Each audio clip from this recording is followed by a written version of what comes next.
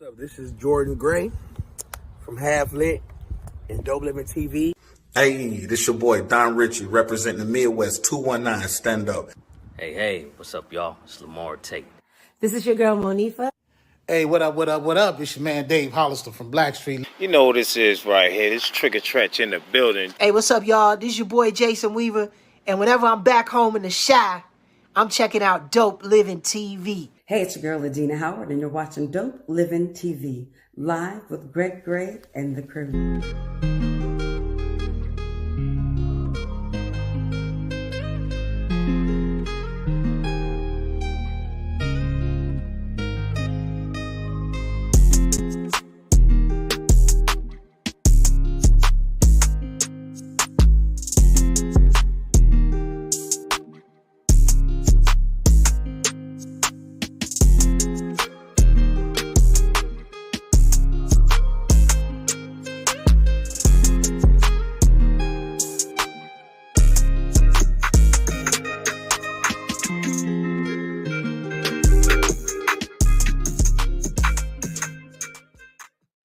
Hey, what's up? It's your boy Greg Gray, and this is Dope Living TV Live.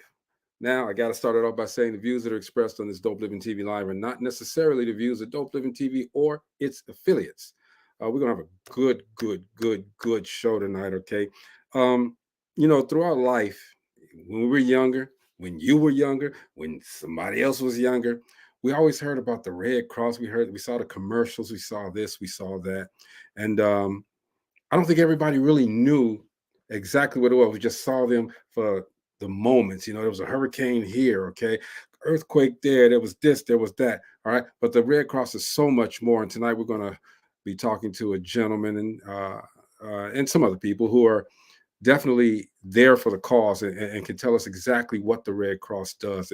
It goes far more than just locally, just nationally. It's worldwide, all right? And we're going to find out more about their initiatives. Let's get this started, okay? Everybody say what's up to it. You got on your red. Well, kind of red. It looked like tomato red. I'm red all the way through, man. Yeah, but yours is like a tomato. It's okay. You know what? Tomatoes is a vegetable. And anyway. I was waiting to see where you were going with that. I can't go nowhere. If I tell these jokes, they have to come through. I'm getting older now, so they just don't pop in the head like they used to, all right? Everybody say what's up to Maurice. I like Hey, what you're doing. So Maurice is drinking. Catch me with a bottle in my mouth. What's happening, Mo? Had to catch you, bro. Had to catch you. Everybody say what's up to you. Life coach. What's happening, y'all? Cole, What's going happening? on? What's good with y'all? How y'all doing tonight? See, We Got it. We popping that red on tonight. And let's say hello to Marcella, who think I didn't get her message before to put the 1-800 Red Cross on the line. I got it already. It's already ready, Marcella. All right, just making sure. And I believe tomato is a fruit. Oh, here we go with this. I'm the nerd. It is. Correct. That's what they say, ain't it? So Tomatoes are fruits. I'm just waiting It's on a Marcella fruit. to say, hey, did I do that? So we will Y'all have a funny. good show today. Again, this day is dedicated to the Red Cross, all right? A lot of things have been happening all over the world. Most recently, Hurricane Ian, which devastated a lot of homes in Florida. But again, the Red Cross goes more than that. And before I get slapped by Marcella, we put that up there, all right? 1-800 Red Cross. That's the number you can call for donations. Let people know, I'm not even going to talk about it. I'm going to let the people here talk about it. Marcella, about the Red Cross, tell us a little bit right off before I bring the guest on. Okay, the Red Cross is bringing help and hope to not only just local and nationally, but internationally. We do a little bit of everything. It's not just hurricanes. It could be tornadoes, trees falling down because of wind. Yes, blood donations. There's so much more. I got involved recently with Red Cross, and like a lot of people, I always thought that Red Cross was pretty much blood donations. Right. And I have a friend that likes to volunteer me for things, and she was like, hey, come meet me here for this seminar, and let's find out about Red Cross. And as a result, I found out so many good things that Red Cross is doing. They're everywhere. They are everywhere. They have things for children. Pedro the Penguin, and also a pillowcase project. And that's teaching children safety, fire safety. And they go to schools, they go to different types of youth events and things of that nature. So when my people come on, they're going to be able to better explain all of the different things that the Red Cross does. Provide a little bit of everything. And I did end up volunteering as a disaster action team member.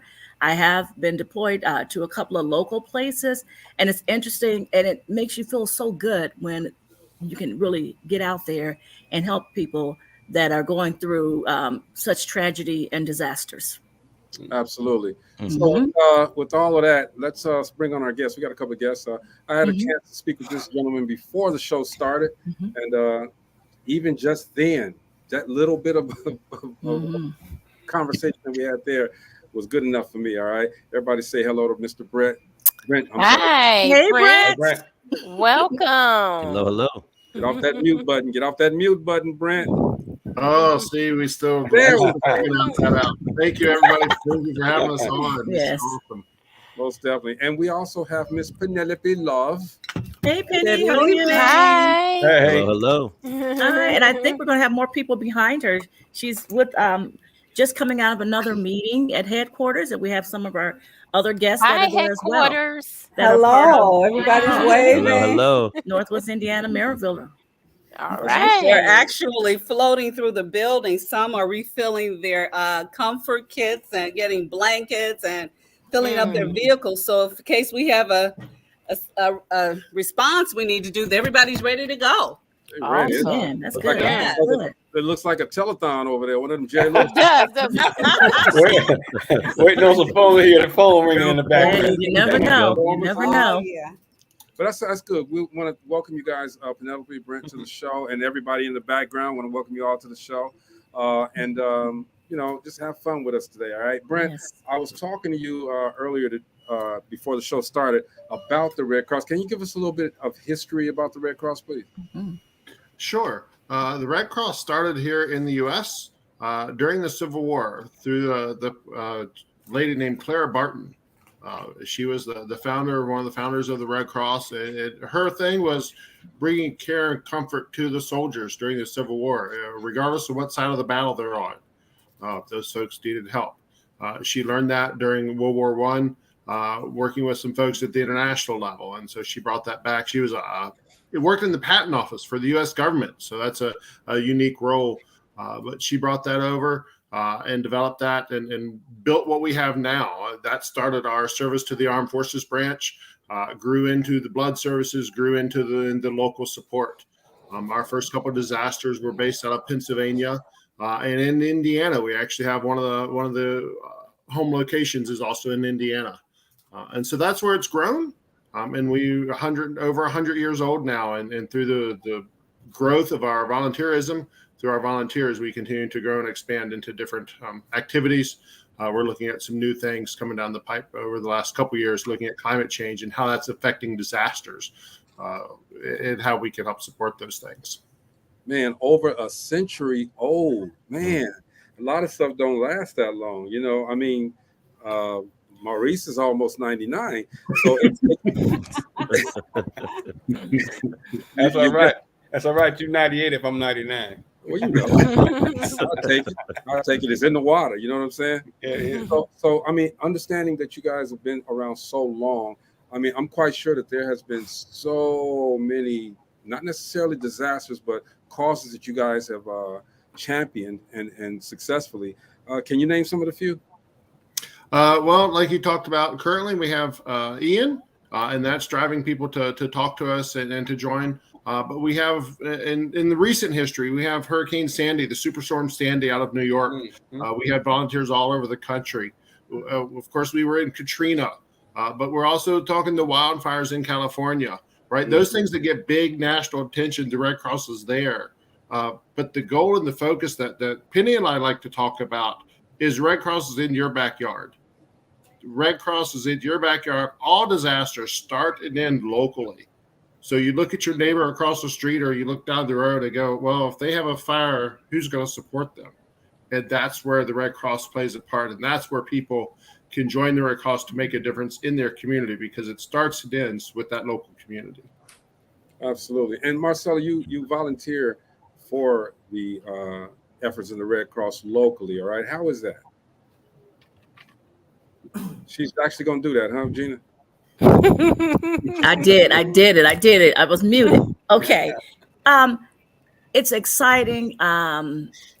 It's heart-wrenching as well to see.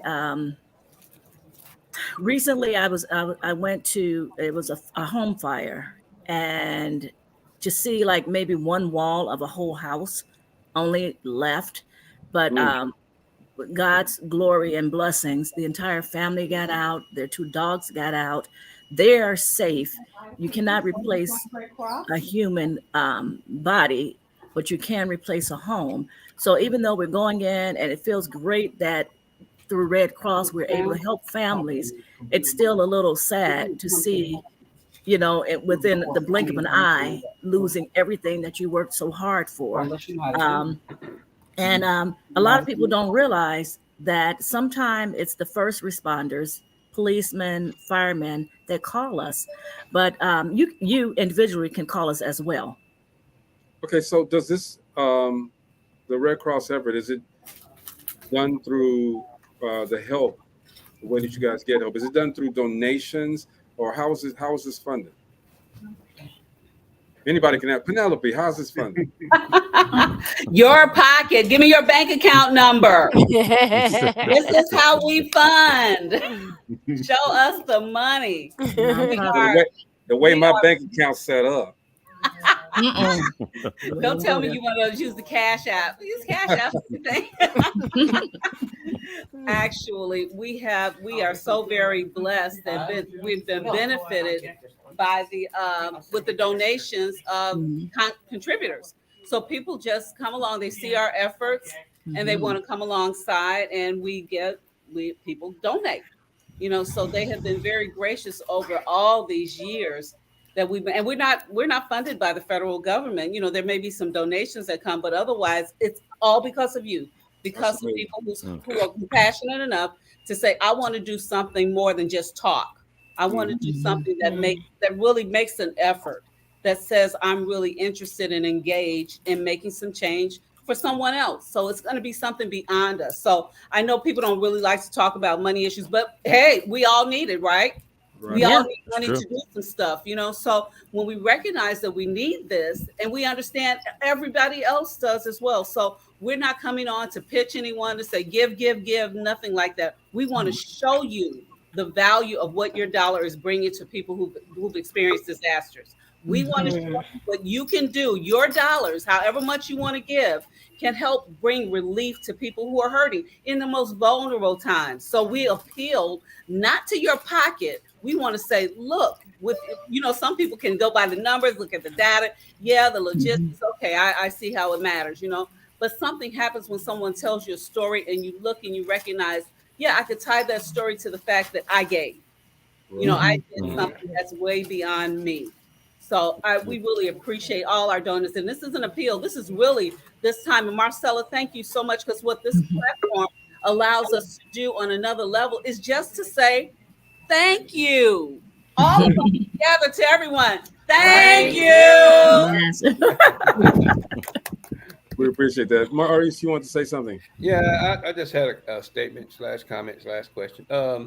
So in the event of a disaster, what triggers a response? Is there some kind of regional office that would trigger a response? Kristen.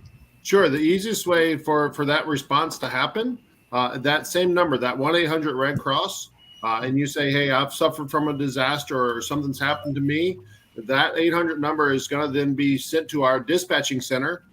They're going to take your information and they're going to give it out to the local chapters, to the local teams. And that way we have one number for everybody. And we have people across the country then that will respond to that local disaster.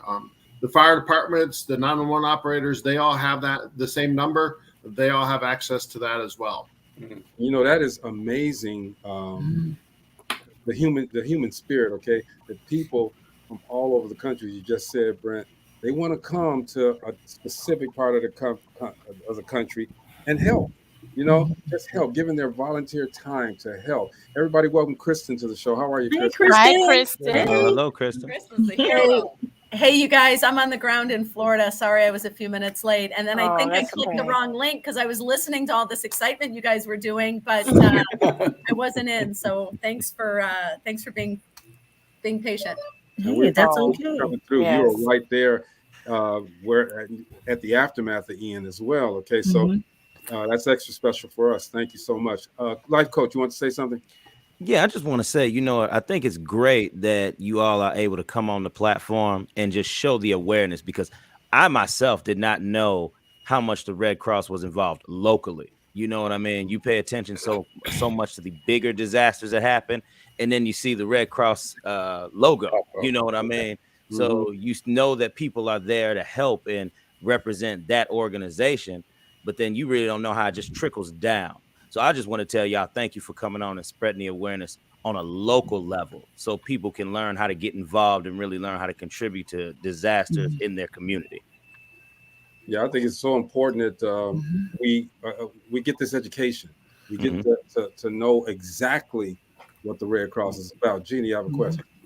Yes. My question is, do you guys have to wait until the state or the governor or someone higher up declares there's a catastrophe before you're able to help? Like, for instance, if it's something small, are you able to be there? Or is it just when you have like the building falling in Florida and all the people trapped and all of that? Kristen, you want to answer that for us? Yeah, sure. I'd be happy to. That's a great question. No, we wait for no one. When we get a phone call that says there's somebody in need and somebody displaced, we jump into action. What helps with those declarations you're talking about typically is funds after the fact. It could bring in additional resources in what we may consider the second wave of the disaster. But Red Cross's job is to jump in the minute something happens, and very often, in the case of a home fire, it's when something happens because we don't have any notice whatsoever. But when we know inclement weather is coming, whether it's just that time of year for winter storms, when we know spring storms are coming and we need to get prepared for it, or when we just hear those tornado sirens go off, that's the time where we know potentially something is coming. So your Red Cross locally starts staging things and getting folks ready when we know that winter weather says that it's coming, or the spring floods, the water's rising. The preparedness for things like a tornado come in schools the semester before to train kids what to do and community members what to do in the event that pops up. But no, we don't wait for anybody. We jump in right away. Our goal is to meet those folks as quickly as we can. Most of these folks are in a position where they've just lost everything. If we're getting called in, it's a pretty big deal. So we're trying to meet these folks where they are and give them that immediate hope and help. And then we look to go to that next stage of recovery after that. And Gina, that's what you're talking about with that declaration. A lot of additional recovery resources come with that declaration, but that does not stop Red Cross. We start early. We try and prepare folks. And the minute we know of something, we go running towards it. And that's a 24/7. I mean, job. I mean, you guys got somebody ready all the time. Real quick, Brent had put a comment in the private chat. But y'all know I read the private chats anyway. It ain't private chat, it's the public. It's I'll put it out here though, so excuse my name, everybody. But he said responding every 8 seconds nationwide. 70,000 disasters nationwide. Most of those are single-family home fires. Wow. All right, imagine that, man. That's a staggering statistic, man. Brent, you want to comment a little bit on that? Sure. We talk like Kristen is with the big events, right? Those big disaster events, but everybody, right? A single home fire is a disaster to that person, to that family. And we're here to help alleviate that human suffering, whether it's small scale to us or big scale. It's a big deal to the people that are going through that.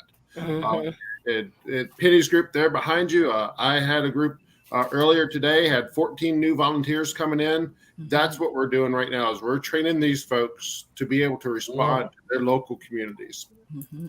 Absolutely wonderful. Maurice, go ahead. That was a question I was just going to ask. Is there a vetting process or something like that you go through for volunteers? Yep, they go through redcross.org. There's a link in there to volunteer. So I want to volunteer. Part of that process is we do a background check. Every one of our volunteers is background checked, because when you're talking financial resources, when you're talking into somebody's home, we want to make sure our folks, right, are secure in that we know who we're talking to. The other thing I'll do on a safety aspect is you won't ever see a Red Crosser out by themselves. There's always two people going on a safety thing, right? It's always going to be at least two people. So we make sure in that realm that we're doing those things to be safe with each other. That's absolutely wonderful. Penelope, you over there manning the phones and One ring you ding. Is that a constant call though? Are you constantly getting calls? Well, how about I do this? I'm going to let some of our persons that are here in this room right now. These are, I think everybody left in the room, our disaster action team. And one of them actually is one of our mentors. This is Jacob. Jacob, would you mind just saying something about how these phones ring and what actually happens? Just tell a little bit about your experience with that, please. What up, Jacob? Hey, Jacob. Hi, Jacob. Hey, how you doing? Hey, I didn't actually plan anything. I just agreed to say words, but when the phone rings, like at least on my end, I just, probably I'll answer it, but it's just I like to jump up and do, just get a move on, because generally I go on call when I have time, when I have like a whole day. I go to college, so some days I don't have things going on, so I can afford to do that. Right. And I'll, when I get that call, I know I can go and do that. I don't got to do a second sort of thoughts or anything. I just jump up and do it, and that's what I do. But another one is when I get the fun and interesting calls, which is when Brent, John, or Penelope call me at a random time at night or whenever I'm not on call. And say, wake up. Don't say that. Cut that out. Wake up. I know it's generally something important or special, because if they're calling me at an odd time, that means they didn't find anyone else. So I'll try and do my best to go out and help. Like one time, one of the more recent ones was helping Brent with the catering for the fire department for canteening. I'm sorry, I confuse those words. Canteening. The canteening for a fire department in LaPorte. He called me at about 5:30 or 5:45 in the morning, and I had class about 3 hours later. So I said, well, I can help with breakfast. I went on down there, helped set up breakfast for them, and then went back to Valpo and did my class, and then went back out for lunch. But that's. Let me jump right in here, if you don't mind. I want to share, because Jacob is really a stellar responder. He comes not only he'll respond to those calls. So when the phone rings, that there's been a disaster. So whether it's from a client, a resident, a neighbor, from the fire department, that's telling us someone has experienced a disaster. So the duty officer or our geographic officer calls and says, hey, we need people. If there's someone on the schedule, they'll call that person that's already scheduled to go out. If not, we'll be finding people to actually go out to make that response. And we prefer to do our responses in person. One of the persons who's been a responder for a number of years is coming back to us. And it's really great that we have that kind of impact, that when people are gone for a while, that they even want to come back. I'd like to introduce you to Mr. Robert Eddy. Would you mind, Mr. Eddy, telling us a little bit about why you came back and what's your response when that phone rings? I myself, I belong What's up, Bobby?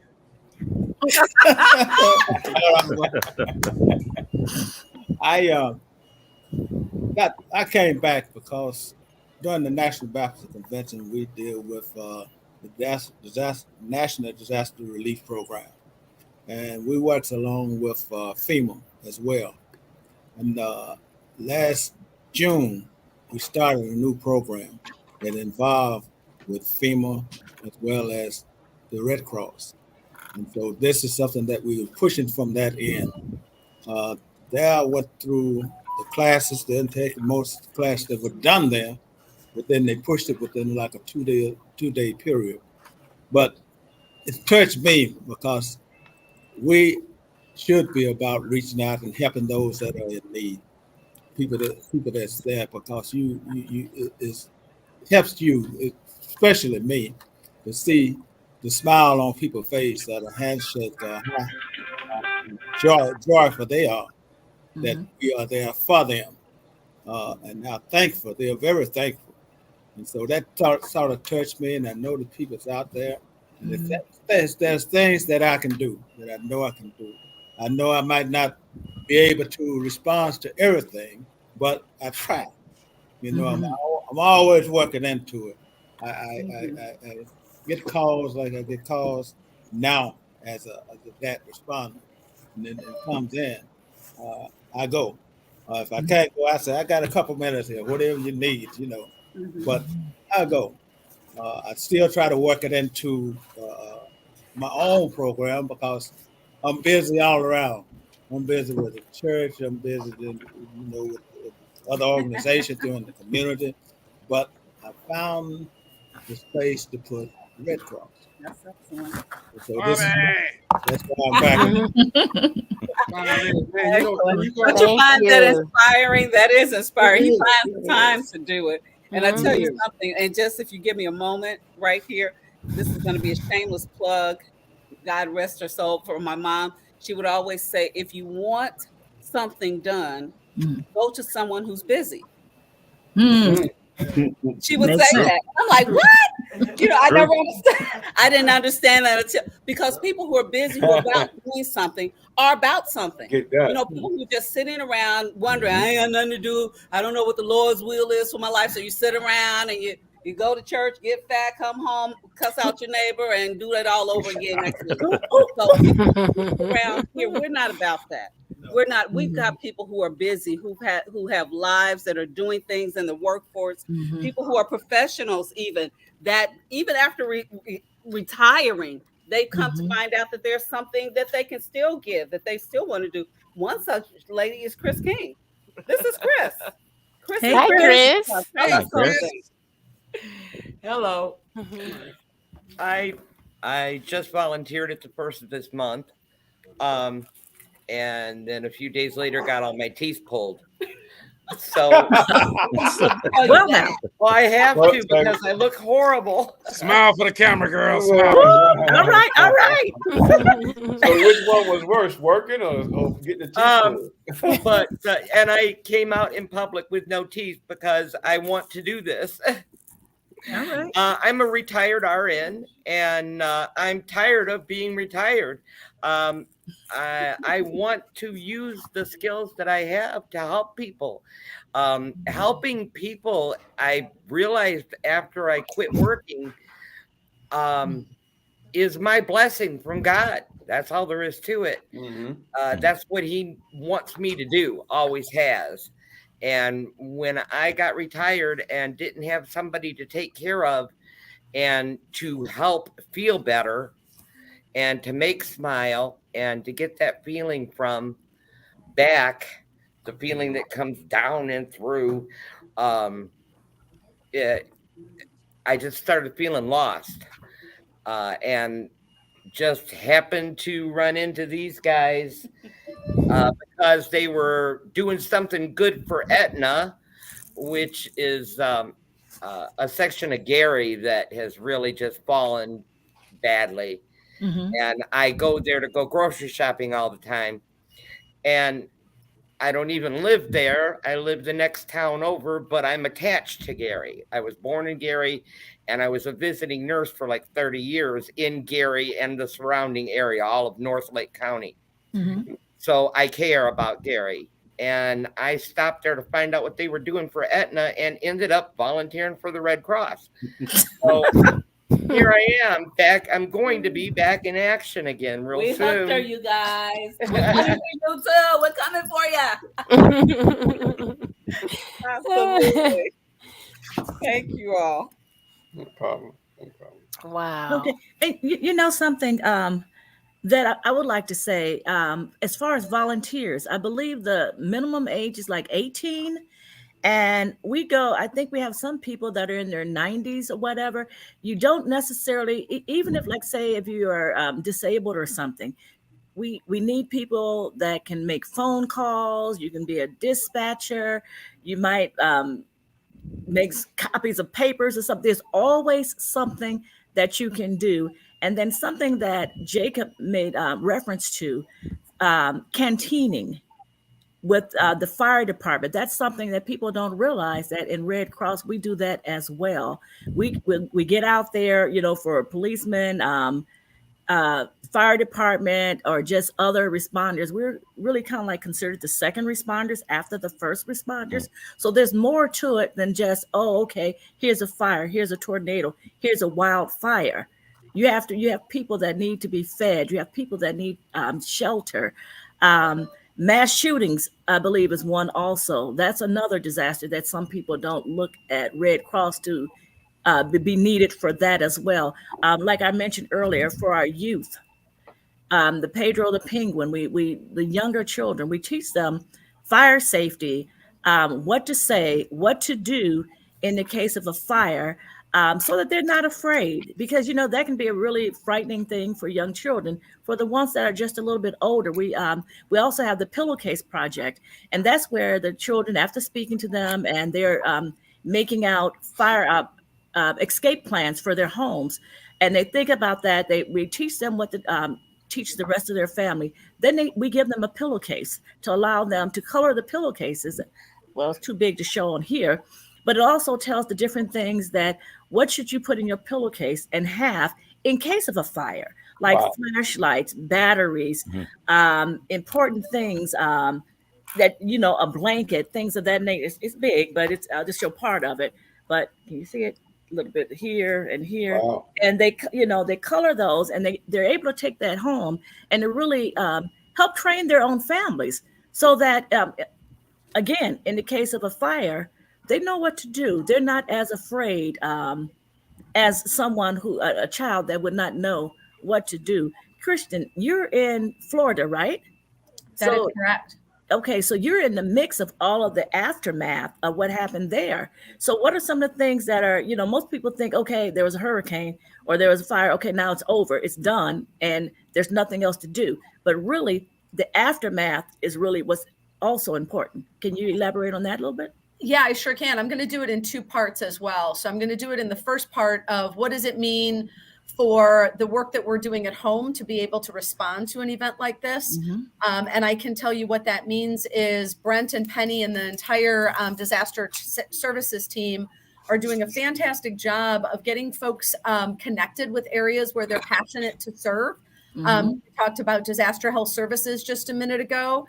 The need for registered nurses and folks that are licensed in that space to come out as volunteer professionals in the shelters. We just had an emergency at a shelter I was in tonight that was pretty catastrophic. Wow. And the only reason we were able to make that a situation that didn't spin out of control was because we had some fantastic disaster healthcare workers and disaster mental health workers and disaster spiritual care workers from across the country that were there serving people they didn't know. So they trained at home, just like we're doing with the folks in Gary and other communities throughout our chapter. We're teaching folks at home to do the work to care for each other there and then answer the call in case we need to come to places like Florida. So that's one of the things that we can do.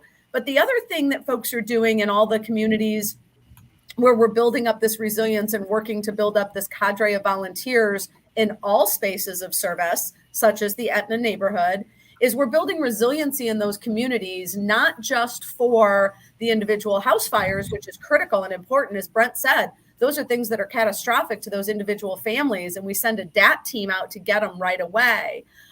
We want to make sure that we are also getting a team ready in the event something happens here. We are not far off of the lakeshore at Lake Michigan, and we could have a huge flood that could displace large communities. We could have a tornado that comes through that damages a lot of homes. So Marcella, to your point, we can get ready where we're at and serve our neighbors where we're at to then get ready and take that show on the road. Yes. As soon as I got here, I ran into and was able to drive somebody back to the airport that was going back to Fort Wayne. Someone else from the Northeast chapter. I worked today with a gentleman from the Indianapolis chapter. And no sooner was I racing to the elevator to get up on this podcast than I ran into one of our very own Gary, Indiana volunteers, Melissa Lemmy, doing damage assessment. We shared an elevator ride. So she's worked in the Gary neighborhoods forever, and she's here now doing damage assessment and helping the folks here. So Marcella, it's kind of a two-pronged approach. Get ready and train at home to serve at home, and then be ready to also take that on the road. And then we also do things like making sure we have understanding of the community partners, the houses of worship, the community organizations that maybe can support a bigger mental health challenge. We only have so many disaster mental health workers. Maybe we have an event that needs more. Who can we reach out to? So then knowing who those partners are at home that we can call on when disaster strikes at home, that's bigger than just a few. So does that answer your question? You know what gets me with all of this is that, and I've said it before, and I say it again. You guys are volunteers. You guys are volunteering your time to help others who you don't even know. Okay, you know, that's truly a blessing from God, man. Okay, that you guys are doing what you're doing, and I, for one, I can't speak for everybody, but I, for one, appreciate it. All right. I never knew the extent of what the Red Cross does. I never knew it. All right. And when this opportunity presented itself to speak with people like yourselves, I said, well, okay, cool. Because, you know, I remember a long time ago, you know, they had this, you know, little Santa Claus dude out there in the streets. That's the Salvation Army. You say that's Salvation Army. You co-mingling organization, sir. Hey, Greg, it's a Santa Claus. They out there helping people out, so it's a Santa Claus. But I'm just saying, you know, the Red Cross has been around, as Brent said, over a century, and it's over a century of various individuals who donate their time, their effort, their money to make sure that someone else who is in need is feeling better about themselves, is feeling good that someone is helping them to get back on their feet. That is amazing, all right? Because I know me, and if you ask me, You probably do it. You do it. Never say no. Yeah, exactly. Never say never, brother. Never say no. So with everything that you guys do, Brent is just putting all of this wonderful information here. All right, Brent is a wealth of information. He says there's 300,000 American Red Cross volunteers, 30,000. Wow, calling them employees, but these are volunteers, aren't they? So that number, the 300,000 are all volunteers. There is a paid staff. That is, some of us are paid staff, but the 90% of the work, the frontline work especially, is done by the volunteers. That says a lot. It's our job, those of us that are paid staff that are on calls like this, to make sure that the volunteers have the support, equipment, and training they need to support their communities. That says a lot. Jeff, you got a question?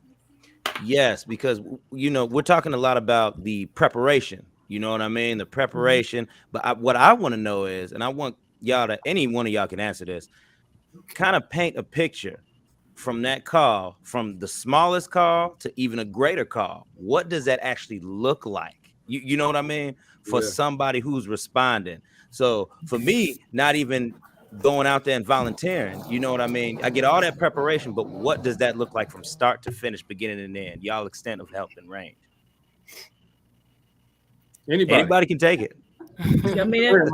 Marcia got her hand up. There you go. Okay, I'll start. I got a call, and I had to go out at I think around 5:30 a.m. to go to a house where a house fire had occurred. So think about it. It's dark, trying to find this address, meeting with my partners there, and we're waiting because the client, the house is no longer there, and we had to make a phone call to the client, and they came in, wait for them to come.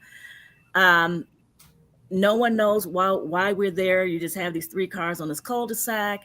It starts raining, and we were like, and we were neighbors were bringing, y'all like what? Neighbors were bringing dogs out because they didn't know who we were, and things of that nature. But finally, they realized who we were. We were invited into a neighbor's home to help the client. It's very sobering to speak to someone that just lost pretty much everything that they had. Right. But we were able to help with shelter if needed. We were able to help. The father lost his glasses in the fire. Those can be replaced. There were medication for both of them. Red Cross have resources to help there. And then there are other ways that we can help. Not long after that, as I pulled into my driveway, I got another call, and this was a call of a tree because of high winds falling on a home and hitting like a meter, the meter and electric box on the outside. So there was like a small fire. The house was still standing, but they were not able to have any electricity and would be well over 48 hours. So we were able, even though they stayed there that night because, they're like, okay, we can stay in here. But, we were able to help them as well. And so, you never know what you're getting into, what type of loss. There was another huge fire that I believe, Penelope, you were in, that was in Gary, and there was a fatality there. So. Well, I'll tell you, this is what, and Robert went with me on that one, but to go back to Jeff's specific question as well, what happens with our DAT responders, persons that are willing to sign up, anyone can do this, over 18, can be a disaster action team responder. So you actually take the classes. You can do so online and or in person. Once you get scheduled, once you take all those classes, we request that the commitment is we just need 2 12-hour shifts from you per month. That's it. That's the request. Just give us some time back and go on the schedule so that you'll be available. So you're just going to be on call. Sometimes you're sitting on call and it's like the Maytag post. You don't get called at all. You sign up for those 12 hours, no call. The next time you sign up for 12 hours and you get called out like Marcella, back to back. One of those kind of things. And it's not intentional. It's just as things actually happen. And if you're on the schedule, that's who we'll call first.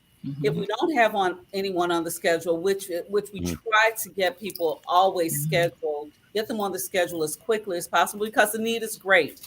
So getting on the schedule is very important. So once you get on the schedule, if something does happen within that time you've allotted to say that I will go out. So we answer the phone rings, you answer the phone. Yes, I'm going out. You check in and say, okay, I'm going on scene. You're heading out. You let the person that called you, which is our duty officer, let them know, okay, I'm going on out. You'll be there within the next couple hours. You're going to meet up with your counterpart, of course, because we always send everybody out by twos. And there may be a DAT trainee going along with. Once you're on scene, you begin the whole process of doing an intake. And it really takes a person of compassion, and then a person who's very patient, obviously, because you're dealing with people who've had what could potentially be the worst time of their lives, especially when you're dealing with a fatality. So we want to be very compassionate, very patient about what we're doing, and very deliberate because we've got to enter information into our system during the intake that shows everybody, that shows that client we care, obviously. But remember, we've got donor dollars out there. We don't want to put any money out there frivolously. There have been people who try to get money from the Red Cross, kind of a scam. So we want to be responsible. So we do all this intake, we do all this background information. Sure, the person is really the one who's been impacted by the fire. that we are being diligent toward taking care of. There's a level of integrity that goes along with it. So we make sure that we're taking care of those funds as well. So we don't just issue money, because sometimes when we go out, there may be an opportunity that someone needs some immediate relief. We may issue funds. More than likely we will. But there may be other times we just say, okay, we can do this, and other thing. It's referrals. That may happen. So whether it's for money and or the combination of money and referrals, we're just there on scene to help that person at what, as I said, would probably be the most devastating time of their lives. And once we finish all that, we check back in, let the officer know that we're done on scene, and depending on the level of impact that disaster has had, we even have mental health services for each other, for our own. See, we can talk. We have mental health. Sometimes that you may go out, and I don't know if any of you've ever seen some things that nobody ever should see, but there's the occasion where Red Crossers have had to encounter some things that you wouldn't want to see, and you definitely wouldn't want to see it again. Well, it can have an impact on you. So we want to have that relief, that emotional support, that mental support, that spiritual support for our volunteers. After all, these are volunteers. We want to take care of not only our donor dollars, we want to take care of our volunteers. We want to make sure that they're having good experiences out there in the field, even under hellacious circumstances. We don't want them coming back and be all, PTSD'd out.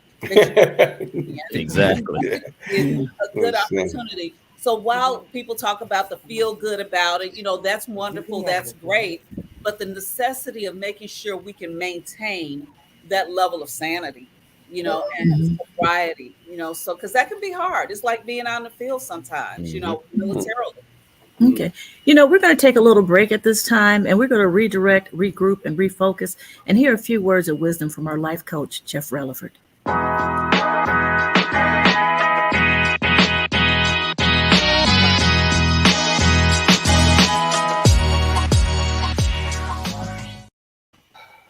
Boom, boom, boom. Okay, y'all. So pretty much what I want to say is I want to challenge everybody to really look inside themselves and really ask the question, what type of acts of service am I committing on a day-to-day basis? And what I mean by day-to-day basis is I'm not saying you have to be out there in everything, but what are you doing to impact people's lives and doing something in your community? How are you being impactful? Because the thing is, we have an organization that's on here today that a lot of us did not know. I myself didn't know. Greg already attested and said he didn't know how deep they actually are within the community. We have to remember, people, acts of service goes more than just looking at TV and picking up a phone and donating some money. Sometimes take some action, get out there and actually be in it. You never know who you can impact. You never know a life that you'll be able to touch. Because the thing is, the things that we do on this side, these are the things that are really going to help. These are the things that are going to drive some type of, how can I put it? Some type of just call to action in your life. If you didn't know what you want to do, work on you and get out there in your community and find an act of service to commit to someone. I'm telling you, it'll be a world of service and you can be a blessing to somebody's life.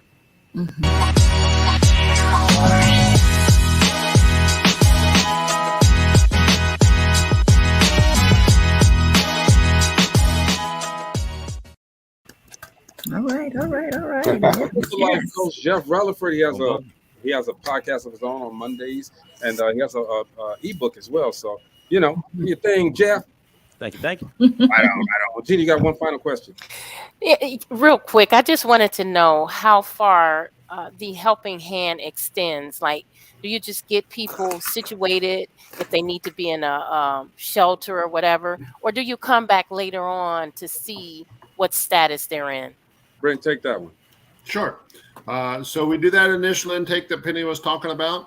On the backside of that, we have casework volunteers that do follow-up phone calls, do follow-up touch points. We'll call usually 48 to 72 hours after we've done that intake to say, hey, have you talked to people in your community? Where do you stand in that recovery? And then we'll call it a week or two later. We usually are in contact with those clients for up to 30 days to see and track that follow-up. We're there for that immediate assistance, and that's talking with the home fires, right? With the single families.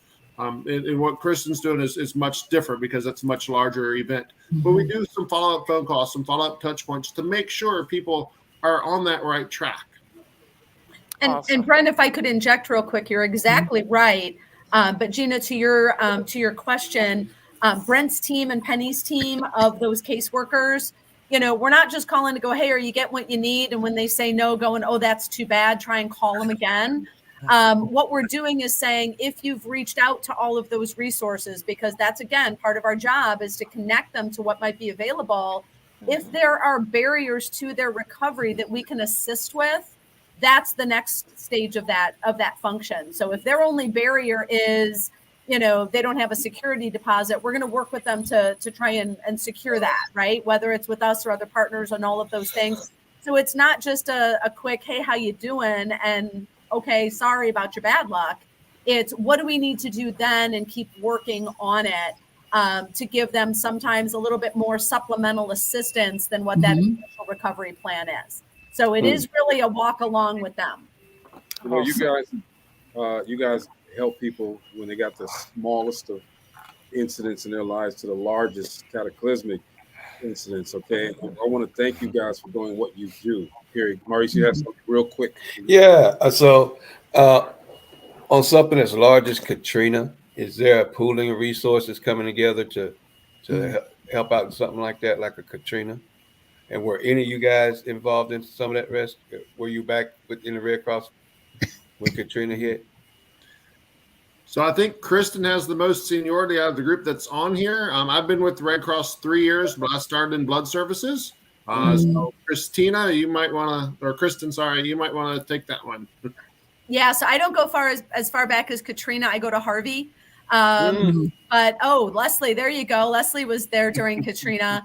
I don't go back that far. But Maurice, to your point, I believe one of the questions was, do we collect buckets of money? Is that for specific events like that? Was that your question, right? Anytime you have an event that large, we're going to use Ian right now because that's what we're in the middle of.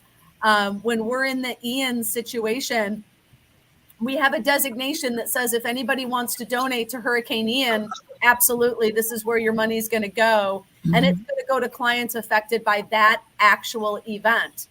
We also have something called where it's needed most. If I just want to make sure that folks in any disaster are covered, I'm going to say I trust the Red Cross to use this money for any type of disaster. Where it's needed most in disaster means it will go to clients affected by a disaster. If money is donated to a named event like a Hurricane Ian, it must be spent in that category. So anything raised for it has to go to the clients affected by that category. That is donor designated dollars, and we have a commitment to do that. Kristen, Penelope, Brent, Marcella, we want to thank you guys for coming here and explaining to me. I'm a lot more clear on what Red Cross does. Yes. Just throw a logo up there and take money. That's what I thought. Okay, they're giving money. They're giving freely of their money, their time, and we want to thank you guys for coming on and sharing this wonderful organization with us. Thank you. Yes. Penelope, Brent, before we leave here, we always want to give our listeners something to go on, some sage advice, some gems, some great words. Kristen, we're gonna start with you. Yeah, so I appreciate the call for money. I'm going to tell you we want your blood too. So, money in your blood. So don't forget, we have a little. That's called a divorce. Yeah, we have an operation called biomedical services and blood collection, and challenges like Hurricane Ian put a stress on the nation's blood supply. COVID has done that. We're going into the winter months where people typically don't donate as much. So anything this group could do to spread the word that the need for blood doesn't nap, it doesn't take a break, and it certainly doesn't stop for disasters or holidays. So we're challenging everybody to consider blood donation, and if you can't give, ask somebody to give on your behalf, please. And we're going to take that challenge. Penelope? Well, my request would be to find something bigger than you that's worth your investment. Don't just let your life be all about you. Amen. Yeah, Okay. that's hard. That's hard for some of us, me. Brent, it's on you, bro. So I have a quote and then just a quick statement. But the quote is, when we strive to become better than we are, everything around us becomes better too. All right. I like that. Okay. And in the Red Cross, there is a role for everyone, whether that's the donation, the dollars, whether that's the blood, whether that's office work, whether that's responding to DAT, whether that's helping our armed services. There is a role for everyone in the Red Cross. So you reach out to us and we will find that fit for you. With you. Even for the disabled. Thank you, myself. Okay, volunteers are needed throughout our country. You can call 1-800-RED Cross, or you can go online to redcross.org. Again, volunteers are needed. They're all different types of positions. Never underestimate the difference you can make in the lives of others. Step forward, reach out, and help. Absolutely. Jeff. Hey, like I said earlier, acts of service is more than just a love language, people. Get out there, get involved in your community, and make a difference. Moby. Without a doubt. And I'm kind of tag on with what Jeff said. In order for you to get active, in order for you to get a blessing, you have to be a blessing. So, and I think that's what Red Cross is doing. Absolutely. Jenny. I salute each and every one of you. This is something that you guys are giving, time out of your life, helping others, and the devastation that you have to carry around that you see when you have to go out to some of these emergencies. This isn't for everyone, but at least there is something for everyone to help with. If you can't be a volunteer, you can volunteer the blood. You can, there's so many other things that can be done if you can't go out and help. But you Yes. guys are just doing such a wonderful thing. I appreciate you all. Yeah, it's more about the Red Cross. Okay, it's about the Red Cross. It's about volunteering. It's about helping. All right, as Maurice said, in order to be have a blessing, got to be a blessing to someone else. I may have messed that up, but you know what I mean. And we definitely have to get outside of ourselves and help others. All right, that's the blessing itself, helping others. And once we do that, man, I'm telling you, everybody, this world will be a better place, if we help each other. And these group of people that we have here, the Red Cross, oh my God, man, you guys are tremendous. Okay, and we thank you for coming on the show. But we thank you for your service as well. We say we give that to veterans all the time. We thank you for your service. We thank you for your service. But you guys thank you for your service. And we thank you for your service. All right, because without you guys, there's a lot of people that would still be homeless, swimming in murky waters, having go back home. The furniture with just wet, with no walls and everything, and just chilling. Help him, somebody. Help him, somebody. No. I'm just saying, but no, it's a great cause. I've learned a lot today. Kristen, yes. Thank you guys for doing this for us, and we will push the initiative. We will. Marcella's a part of our team anyway, so we will definitely push the initiative. And as Kristen said, everybody out there, look, vampires especially, they need blood. Like I said, that sounds like a divorce to me. Blood and money. Blood and money. Think about that's a good movie, okay? That's a great movie. True, good movie. As a matter of fact, that movie's already been made, maybe 3 or 4 times. I think it was blood money though, but this is blood and money. Marcella says quick one. I ain't never did nothing quick, Marcella, but go ahead. Okay. So piggybacking off of what Kristen said about the blood, especially if you have a rare blood type. Like AB. There are so many people that have rare blood types, and it's hard. There are some matches you can do with different blood, but it's best to have the rare blood type that you have. So especially with blood donations, if you have a rare blood type, please donate also. So, Kristen, do you have do you know what rare blood types? I know they have a drive going on in Nashville, but O negative. So yeah, O negative is actually the universal donor, so that's the one that they can use the most. If you go and donate blood and you are a super rare blood type, especially if you have antigens, antibodies, and proteins that can match up in that rare category, do not worry. You will get a call constantly from the blood folks reminding you that you have that super rare blood type. But that O negative, O of any type is always the most needed. O negative is that universal donor. I'm O positive. They used to give me calls plenty of times. And of course. But absolutely. So we appreciate you guys once again for coming on the show. Thank you. Yes. We got a lot of stuff that's going on with the show. A lot of stuff that's going on with individuals on the show. All right. Gina has the Distinguished Authors Guild in Las Vegas, Nevada on the 10th. I mean, November 9th. I'll be there. So come and check it out, okay, and be involved, okay. Jamie McGrone has a talk show. It's called That's Why I'm Here. He's got another taping, live studio audience, November the 13th. Check his page. It's in Illinois, so check it out, all right. Some of us might be there as well. But again, if you want to be a volunteer for the Red Cross, need some people to talk to, go to the Red Cross site or call Marcella. She'll help you out, right? And you know, she's volunteering. She don't mind the calls at 3 o'clock in the morning. Matter of fact, I'm gonna call her at 3 o'clock today. I get calls for prayer all the time at 2, 3 in the morning. Just don't get on there and breathe hard, okay? You be all right. She might think it's an emergency. It may not be an emergency, Marcy. Thank you guys, Kristen, Penelope, Brent, Red Cross. Okay, it's look, everybody, help, donate, blood, money, souls, whatever. All right. Dope Living TV Live. We will see you guys tomorrow. All right. Peace out. Yes. Thanks, everybody.